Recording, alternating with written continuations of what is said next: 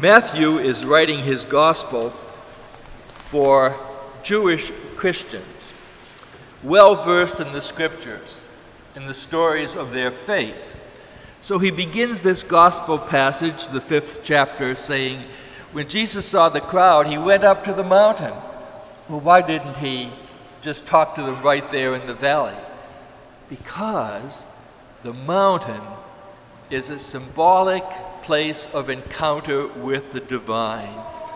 Moses encountered God on Mount Sinai. The temple was built on Mount Zion. Jesus transfigured on Mount Tabor. Even the Samaritans built their temple on Mount Gerizim. And so going up to the mountain recalls Moses' encounter with God. And then he said, Jesus sat down. Why is that important? Because that is the teaching posture of a rabbi. So we have here, right away in the Jewish mentality, a place of encounter with God and teaching emerging from that. Just like the Ten Commandments emerged from Moses' encounter with God on Mount Sinai. And what is Jesus talking about here? He's talking about being blessed. We call these the Beatitudes. That means happiness. These are the keys to happiness in life. And how wonderful if we leave this church with a firmer understanding, with the wisdom of what makes life happy. Happiness in life. Even though every life is filled with contradictions, some pain, some problem, some challenge, that's part of life. But nevertheless, under it all, we can be living essentially a life of happiness. Now, I've just been reading, there's a new book out from Simon & Schuster, and it's mostly written by a psychiatrist from Harvard University, and it distills what they have been learning from a longitudinal study, 85 years, a few hundred people. And what have they learned? Something that we already know, but it's good to remind ourselves of, that happiness is a byproduct. Our Constitution says we have a right to pursue happiness, but pursuing happiness doesn't work. Happiness is a byproduct of a life that is lived with noble purpose, in which we find meaning. That's what creates happiness in our life, is a byproduct of living for something greater than ourselves, more important than ourselves, that we're servants somehow of a deeper and broader and higher reality. And they say, what's the key to it? What is the thing we can ask ourselves, are we on the path of happiness in life? Well, they give it a technical name. I think I forgot what it was, but this is what it is. It's the capacity to see the world through another person's eyes, to express empathetic understanding, and to attend fully to others. That's the key that we bring to living a life of purpose in which we find meaning. Let me repeat that. It's the capacity to see the world through another person's eyes, to express empathetic understanding, and to attend fully to others.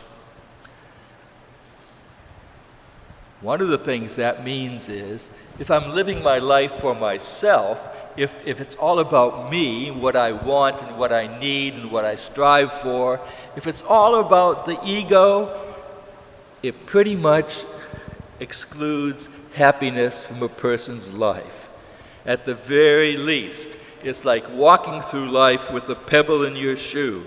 It never works. It will not bring happiness to live a focused life. Jesus said, you cannot be my disciple unless you die to yourself. Exactly what the psychiatrists are saying at Harvard. Now, what does this mean? how do we extend that into our very lives, into our psyches, and into our consciences?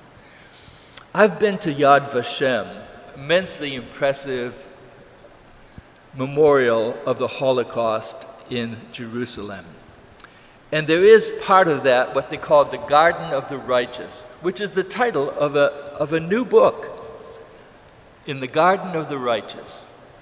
And there was a lot of the stories very captivating. There's one I want to share with you that illustrates what we are talking about achieving happiness in life. This was a story from June 1940. The Nazis had taken over France. All Jews lost citizenship rights. They lost property rights. They had no rights. And they were scared to death at the persecution that was coming. And so this fellow, his name was Aristides de Souza Mendes, was the Portuguese consul in Bordeaux, France, the consul general. And he's looking out his window, and all come these Jewish people. And they're begging for visas so that they can get into Portugal and out of the death throes of this horrible Nazi occupation. Now, his boss was Antonio Salazar, a dictator in Portugal for 40 years, who used the secret police modeled on fascist Italy under Mussolini. So he stayed in complete charge for 40 years, and he said, no visas to Jews. So this fellow, the consul general, was torn. Why was he torn? He and his wife were responsible for raising 15 children. I don't know how many were adopted, how many were natural, but they were 15 children he was responsible for, plus his wife. And he had a good job as consul general. And he didn't want to lose it. On the other hand, there are all these Jews coming begging for visas. He was torn. Some days in our life, we too are torn between what we're supposed to do, what price we're going to pay, how we survive, how we maintain our welfare, how we support ourselves. And he was just torn apart by this. And finally, he made a decision. For the last several weeks, he spent time signing visas for a minimum of 1,575 Jews, probably more, but that's how many he gave visas to, and they escaped from the Holocaust, which was ahead of them. And for that, he paid a price. Salazar threw him out of his office, confiscated his property, destituted him. He died destituted.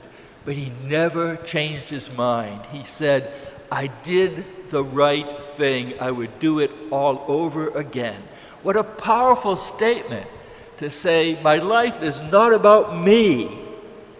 My life is the greater purpose for which I am living it. So, what do we take in our lives? What does this mean? When we look at our lives, when we examine our lives, it's not enough to say, have I committed any sin? Have I committed any serious sin? That might make you ethical. It doesn't make you a Christian. What makes you a Christian is that you are producing some good in this world. Jesus called it bearing fruit. The way we look at it is this. Have I done the good that it's been possible for me to do as I walk the path of my life? That's a major question we need to ask. Have we done the good that was possible? Have we borne fruit? Have we made a positive difference in this world? Do we stay with integrity to our purpose in this life? Are we givers or just takers? That's an immensely important way of looking at ourselves. What is the positive difference that we are making? I love this wonderful summary statement from the book of the prophet Micah. We don't know what his name really was. Micah means messenger. Michael, a very popular name, Michael, means a messenger of God. So what is Micah telling us, this anonymous prophet of the Old Testament? You have been told, O mortal, what is good, and what the Lord requires of you, only to do justice and to love goodness and to walk humbly with your God. Mr. Mendez, he did that. He said to the Jews, I would rather stand with God against man than with man against God. That's how he lived his life. That's a decision he made. And Jesus says this, blessed are you who are persecuted, fired from your job, thrown out, dispossessed, for the sake of righteousness, for theirs is the kingdom of heaven. He knows that blessedness. Salazar, we're forgetting about him. They just mentioned in a book, because he's a wonderful example that being a devout Catholic, how he lived his life.